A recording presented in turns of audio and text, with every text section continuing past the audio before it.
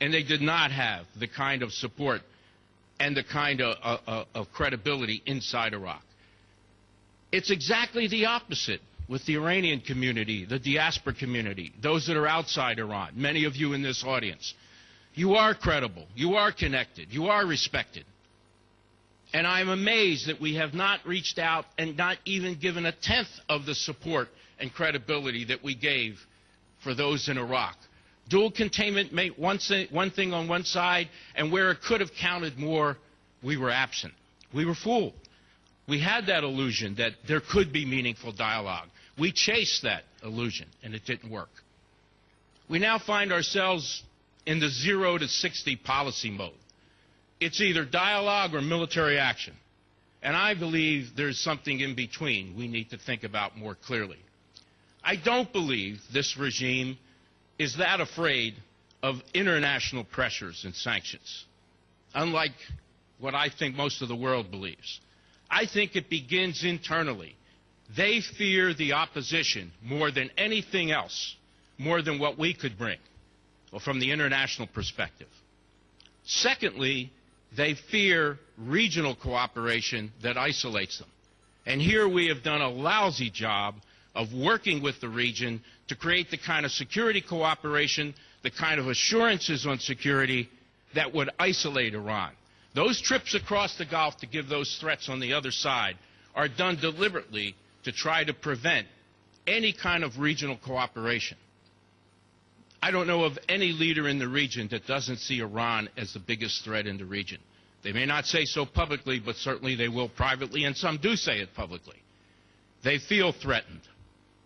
They see the weakness sometimes in the Western approach, the vacillation between a hard line and a soft line, and chasing this illusion of some kind of meaningful dialogue.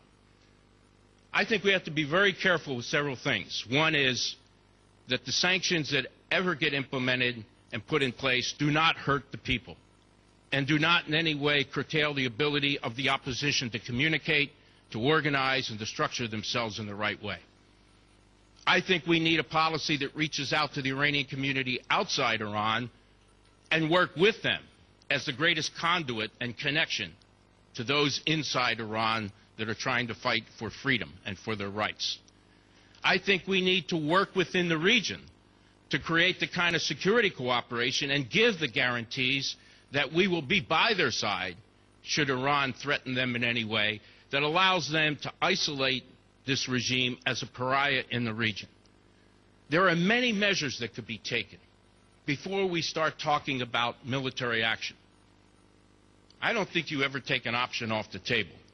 But look, as someone who has seen war many, many times, and as someone who has suffered and bled in war, and from someone who has seen the greatest sufferers in war, the civilian populations, I'm telling you that is a last resort.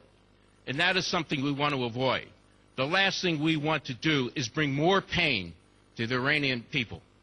We can see what happens in Iraq and Afghanistan, in Vietnam and elsewhere, when we resort to that as a measure before we've exhausted all others. So I believe there needs to be a fresh look at our policy. We need to examine that area between this sort of illusion of a meaningful dialogue and this continuous saber rattling which gets us nowhere. You have presented an opportunity. You have offered the opposition. No one is asking for money, military support, and guns.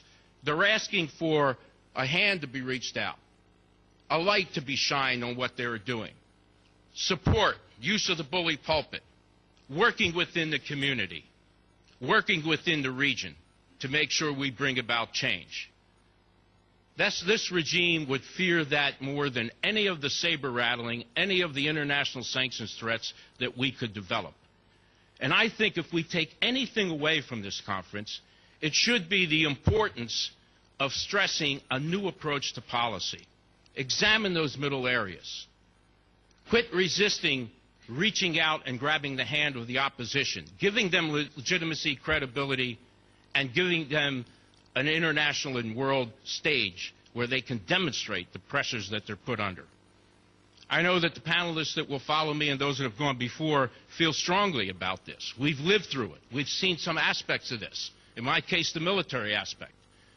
We have seen the actions that have been taken. We see every day the violence that's perpetrated by this regime, not only within Iran, but outside within the region. And not only against those in the region, but against our own people, our own troops, our own diplomats. And we have got to wake up and realize that we can no longer continue to tolerate this. And there are measures that can be taken now. Thank you very much for your support and for having a conference that addresses these issues.